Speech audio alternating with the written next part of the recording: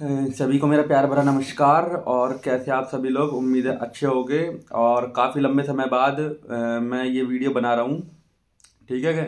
और जब तक केवीएस का इंटरव्यू चल रहे थे उस टाइम तक ही मैं आप सबके सामने वीडियो लेकर आ पा रहा था। उसके बाद मैं यूट्यूब पर नहीं आया काफ़ी लंबे समय से। और इसके लिए ऐसा भी है कि मैं बिजी था, बिजी मान लो, कुछ भी कह लो कि मैं अपनी तैयारी में बिजी हूँ उसके बाद से, क्योंकि फाइनली केवीएस में फाइनल लिस्ट में मेरा भी नाम नहीं आया, ठीक है। उसमें हो सकता है कि इंटरव्यू में शायद मेरे को बहुत कम मार्क्स दिए गए हैं। मेरे को अप्रॉक्सीमेटली 40 का स्कोर चाहिए था, 41 का स्कोर चाहिए था इंटरव्यू में, मतलब फाइनल मेरिट लिस्ट में जाने के लिए। लेकिन मेरे को उतने नंबर नहीं मिले। तो अब उसमें ये कहना सही नहीं होगा कि भाई मैं मानता हूँ ऐसा कि जैसे एलएनआईपी के पास अपना पैनल था कि हाँ, उन्हें उनके बच्चों को कुछ ना कुछ तो एडवांटेज उनकी वजह से रहा होगा। लेकिन हर चीज़ में ये कह देना कि धांधलीबाजी है या कुछ और है, ये कहना मेरे हिसाब से गलत होगा, ठीक है। कई बार क्या है कि हम ना अपनी गलतियां एक्सेप्ट नहीं कर पाते, ठीक है। तो हमें अपनी गलतियों को एक्सेप्ट करना है, उनसे सीखना है। तो मैंने अपनी गलती को एक्सेप्ट किया कि हाँ चलो, मेरे से उसमें गलती हुई है और आगे मैं ऐसी गलतियां नहीं करूँगा, ठीक है। तो बहुत सोचने और समझने के बाद मैंने उन चीज़ों से ओवरकम करने की अपने आप को पूरी कोशिश करी और मैं उन चीज़ों से आगे निकल गया, ठीक है। देखो, हमें स्पोर्ट्स में एक चीज़ जरूर सिखाई जाती है कि स्पोर्ट्स अपने आप ही हमें सिखा देता है ये चीज़ कि जैसे मान लो हम कोई कंपटीशन खेलने गए, जैसे मैं एथलेटिक्स से हूँ, ठीक है, और मैं लॉन्ग जंपर था। तो होता क्या है कि हम कंपटीशन में मान लो हम हार गए, हमारी थर्ड पोजीशन भी नहीं लगी, ठीक है। हर कोई फर्स्ट के लिए कोशिश करता कि कंपटीशन में फर्स्ट आएंगे। लेकिन उसके बाद कई बार होता है कि कई बार हम क्वालिफाइंग राउंड्स में ही बाहर हो जाते हैं, कई बार हम फाइनल में जाकर मेडल तक नहीं जा पाते। तो इसका मतलब ये नहीं है कि हम निराश होकर बैठ जाते हैं कि भाई उस दिन से हमारा, चलो आज से हमारा स्पोर्ट्स खत्म। ऐसा नहीं होता। हमारी मेंटेलिटी क्या रहती है जब हम स्पोर्ट्स करते रहते हैं कि इसके बाद जब अगला कंपटीशन होगा और मेहनत करके आएंगे, है ना, कि कोशिश करेंगे। और जो हमारे कोचेस होते हैं वो हमें इस बात को बता देते हैं कि भाई इस बार यहाँ कमी रह गई, ठीक है।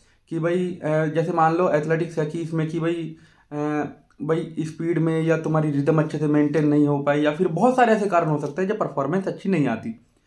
उसी टाइप से फिजिकल एजुकेशन का अगर हम एग्जाम देने जा रहे हैं तो उसमें कहीं ना कहीं हम ये चीज़ देखेंगे कि मान लो हमने कोई क्वेश्चन गलत करा है तो हमारे कॉन्सेप्ट में कहाँ कमी रह गई है, कहाँ कमी नहीं रह गई है।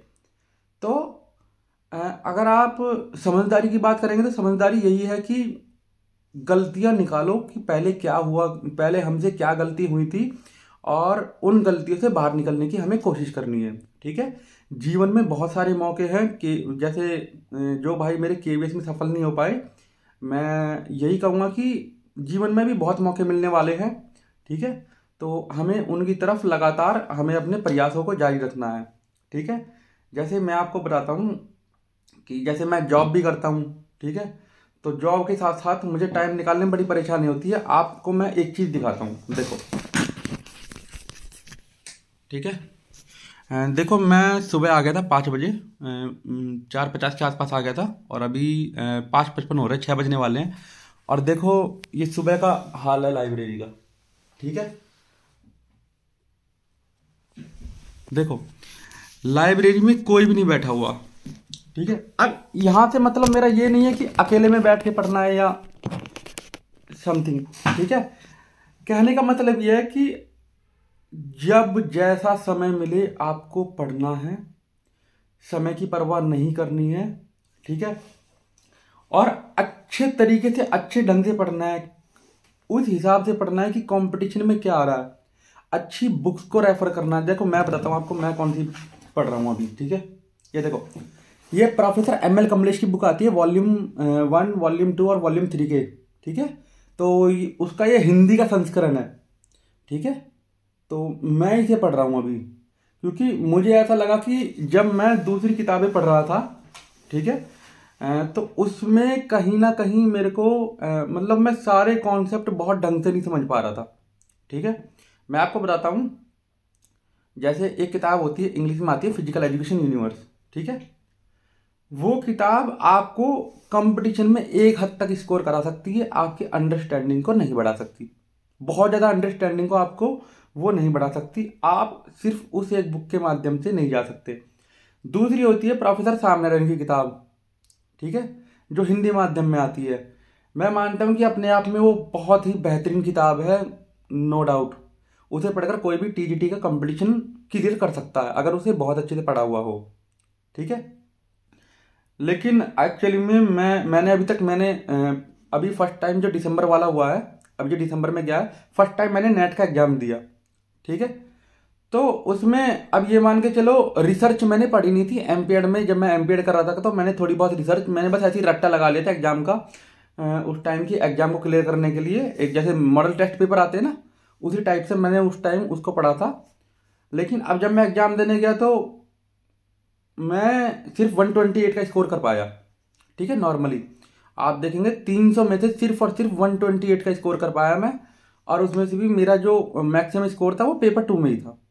पेपर 1 में मेरा कुछ इतना अच्छा स्कोर नहीं गया, क्योंकि वहाँ पर जो डीआई होता है और रीजनिंग होती है, वहाँ पर मैंने अपने नंबर बना लिए। लेकिन ये मान के चलो, रिसर्च मेरे सर के पार से गई। स्टैटिक्स वगैरह जो अपने स्पोर्ट्स वाले स्टैटिक्स थे वो मेरे सर के पार से गए। ऐसी बहुत सारी चीज़ें हैं, ठीक है, जो बिल्कुल मेरे सर के पार से गई और मुझे वो चीज़ें समझ में नहीं आई। उन चीज़ों को समझने के लिए मैं इस बुक को लेकर आया। अब जब मैं इस बुक को पढ़ रहा हूँ, देखो मैं इसमें स्पोर्ट्स ट्रेनिंग वाला पार्ट ही पढ़ रहा हूँ। अब जब मैं इस बुक को पढ़ रहा हूँ तो मुझे ऐसे लगता है कि मैंने ऐसी गलती क्यों करी, मैंने ये किताब पहले क्यों नहीं पढ़ी।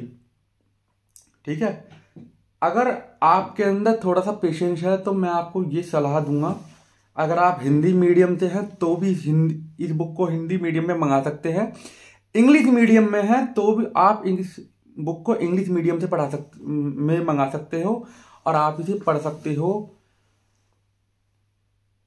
आप इस बात को मान के चलो कि जितने भी आपके जो कॉन्सेप्ट वाले क्वेश्चंस हैं, अगर आपने ढंग से पढ़ा है तो मैं नहीं मानता कि वो क्वेश्चन गलत जा सकते हैं।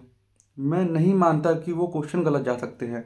ठीक है, जैसे कि मैंने अभी एमआरएस का एग्जाम दिया था। ठीक है, मैं आपको अपना एक्सपीरियंस बताता हूँ। मैंने एमआरएस का एग्जाम दिया था, हालांकि मैं इंग्लिश लैंग्वेज में क्वालिफाई नहीं हूँ। ठीक है, मैंने इंग्लिश लैंग्वेज, असल में हुआ क्या, जब उसमें आपने देखा था ईएमआरएस के एग्जाम में कि एक तो वो कैलकुलेशन वाला क्वेश्चन दे रखा था उसमें, कैलोरीज वगैरह में, ठीक है, प्रोटीन की मात्रा ये सब कितने परसेंटेज में, और एक हाई जंप का क्वेश्चन दे रखा था लास्ट में। तो जब मैं वहां पर गया ना, मैं उन क्वेश्चन को देख बड़ा एक्साइटेड हो गया कि मैंने कहा कि यार नहीं, इन्हें से सबसे लास्ट में करूंगा, पहले लैंग्वेज सेक्शन की तरफ चले जाता हूँ। तो मैंने हिंदी में 10 के 10 कर दिए थे और रीजनल लैंग्वेज में हिंदी में 10 में से 9 करे थे। 10 के 10 सही, 9 के 9 सही हैं। इंग्लिश में क्या हुआ कि मैंने 5 क्वेश्चन बिल्कुल सही करे थे। ठीक है, और मैं आगे निकल गया और मैं इस बात पे बिल्कुल कॉन्फिडेंट था कि ये पांचों के पांचों मेरे बिल्कुल सही हैं। हुआ क्या, मैं आपको एक बताता हूँ मेरा क्वेश्चन कौन सा गलत हुआ। मेरा क्वेश्चन गलत हुआ था उसमें, आपने देखा होगा शायद 128 नंबर क्वेश्चन था, जौन सा भी था कि स्टार्टिंग में कुछ लिखा हुआ था, फिर लिखा हुआ था neither principal nor vice principal dash present in the class. अब हुआ क्या था, एग्जाम देने से जस्ट 2 दिन पहले मैंने सेम ऐसा ही क्वेश्चन पढ़ा था। ठीक है, जब मैं प्रैक्टिस कर रहा था कि neither principal nor teachers dash present in the school. Neither, मेरी बात को ध्यान सुनना, नीदर प्रिंसिपल नॉर टीचर्स। अब टीचर्स क्या था, प्लूरल था, तो वहां पर वर लगा हुआ था। ठीक है, वहां पर उन्होंने दिखा रखा था कि इसमें वर आएगा। तो neither teachers, sorry, neither principal nor teachers were. मैंने उसे देखा, नीदर टीचर और नॉर वाइस प्रिंसिपल। अबे ये तो कल ही पढ़ा है मैंने, ले फटाक से मैंने वर, मतलब जल्दीबाजी में, बिल्कुल ढंग से ना पढ़ते हुए मैंने जल्दीबाजी, मैंने ये तो कल परसों ही पढ़ा है, इसमें वर आएगा, वर लगाकर मैं आगे निकल गया।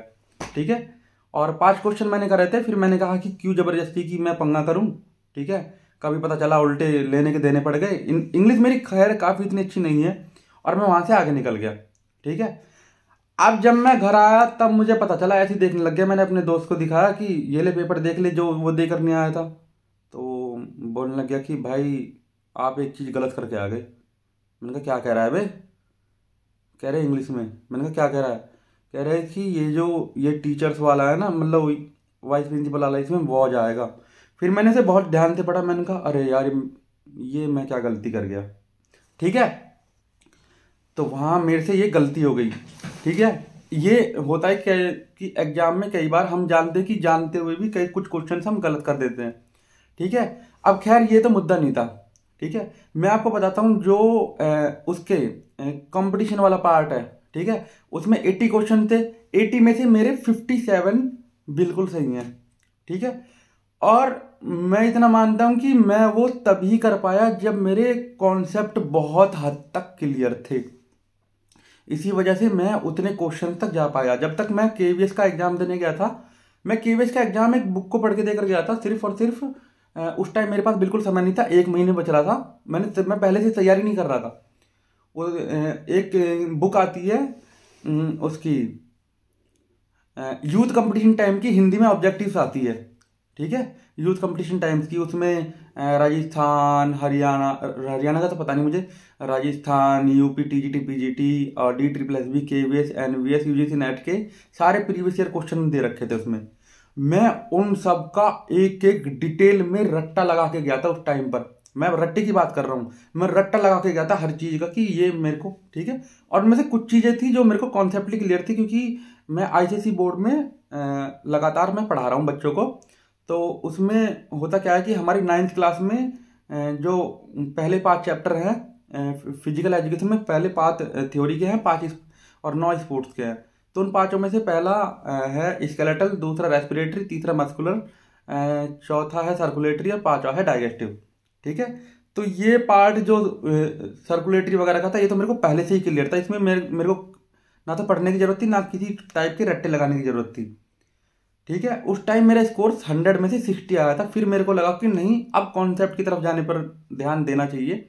फिर मैं कॉन्सेप्ट पर गया, तब जाकर मेरे एग्जाम में 57 मार्क्स आए आउट ऑफ 80, जो मैंने अभी EMRS का एग्जाम दिया। ठीक है, रीजनिंग में 10 आउट ऑफ 10 है, कंप्यूटर में 10 आउट ऑफ 10 है, टीचिंग एप्टीट्यूड में मेरे 10 में से 7 मार्क्स हैं। एक टीचिंग एप्टीट्यूड की इतनी पतली की बुक आती है आर गुप्ता की, तो उसमें नवोदय विद्यालय में जितने भी एग्जाम हुए हैं, उसमें जितने भी टीचिंग एप्टीट्यूड के क्वेश्चन आए हैं, वो सारे प्रीवियस ईयर थे। मैं उन सबको पढ़ के चले गया। ठीक है, उसमें से 10 में से 7 क्वेश्चन मैंने करे, 7 के 7 सही। जीएस का तो हाथ बहुत EMR में बड़ा बुरा था, तो मेरे 10 में से 3 क्वेश्चन करे बस सिर्फ। ठीक है, 10 में से 3 के 3 वो मेरे सही हो गए। इस हिसाब से मेरे टोटल मार्क्स जो बैठे थे, वो बैठे थे मेरे 87। ठीक है, 87 मेरे हिसाब से काफ़ी अच्छा स्कोर है 120 में से। ठीक है, और मेरे हिसाब से आप अगर कट ऑफ के बारे में, EMRS के बारे में मेरे से पूछेंगे, तो मैं यही कहूँगा, जैसे नवोदय विद्यालय में 21 पोस्ट थी। ठीक है, तो उसमें जो इंटरव्यू के लिए कॉल करी गई थी वो 67.5 थी, यानी 67.5 नंबर, 67.5, 67.5 पर कट ऑफ गई थी इंटरव्यू के लिए। और इंटरव्यू मेरे हिसाब से 90-100 के आसपास बच्चे बुलाए गए थे। तो मेरा मानना है कि अगर कोई आदमी, ये मैं ओबीसी की बात कर रहा हूँ, शायद मैं ओबीसी की बात कर रहा हूँ, 67.5 वाले को बुलाया था। तो मैं जनरल के लिए यही कहूँगा कि अगर आप 63 से 65 के आसपास बैठ रहे हैं, हो सकता है इससे नीचे भी हो सकता है, 63 से 65 में एक आइडियल बता रहा हूँ। ठीक है, अगर आपके जनरल में इतने बैठ रहे हैं तो आप मान के चलिए आपका सिलेक्शन हो जाए। ठीक है, बाकी मेरे मन में एक बारी के लिए भी ये नहीं था कि मैं EMRS का पेपर देने भी चले जाऊं, क्योंकि मैं इस बात को बहुत अच्छे तरीके से जानता हूँ। KVS में एक बारी के लिए ये हो जाता कि भाई हाँ, घर के पास में पोस्टिंग आ सकती है, लेकिन उसमें क्या है, उसमें तो पहला स्कूल ही घर से 500 किलोमीटर दूर है। तो मन नहीं मानता कई बार कि भाई घर से दूर भी जाना है, इतना ज़्यादा दूर भी जाएंगे, कभी वापस आने का चांस भी नहीं। जैसे केंद्रीय विद्यालय में होम पोस्टिंग के कभी कभार तो मतलब चांस होते हैं, नवोदय विद्यालय में भी हो जाते हैं। ठीक है, तो खैर इन सब चीज़ों को छोड़ो, और अब हम एक चीज़ को समझना है कि हमें अपने कॉन्सेप्ट को समझना है हर हालत में, किसी भी तरीके से। ठीक है, इसके लिए मैं आपको, अगर आप मेरे से पूछेंगे कि कैसे क्लियर करें, तो मैं आपको सिर्फ यही चीज़ बोलूँगा। अगर आप हिंदी मीडियम से पढ़ रहे हैं तो आप ML कमलेश की हिंदी मीडियम वाली बुक ले लीजिए, 3 वॉल्यूम वाली। ठीक है, बस आपको गेम्स के सेक्शन, इसमें थोड़ा सा जो हमारा स्पोर्ट्स वाला सेक्शन है, इसमें थोड़ा सा डिटेल में नहीं है, उसके लिए आपको एक अलग से बुक पढ़नी पड़ सकती है। या फिर आपके पास अगर कोई पहले से बुक हो जिसमें स्पोर्ट्स वाला पार्ट बहुत डिटेल में दे रखा है, स्पोर्ट्स एंड गेम्स वाला पार्ट, तो आप उसको प्रीफर कर सकते हैं। लेकिन कॉन्सेप्ट को समझने के लिए मैं पर्सनली आपको ये सजेस्ट करूंगा कि आप एम एल कमलेश की बुक को पढ़ें, आपके सारे कॉन्सेप्ट क्लियर हो जाएंगे। ठीक है, इसमें रट्टा लगाने की भी जरूरत नहीं होगी। ठीक है, मैं पहले ऐसे ही कर रहा था, लेकिन फिर जब मैंने कंपटीशन का एक मैंने प्रारूप देखा ना कि चीज़ों को पूछा किस तरीके से जा रहा है, तो तब मैं इस बात पर आया कि भाई अब तो कॉन्सेप्ट के ऊपर ही जाना पड़ेगा, रटने से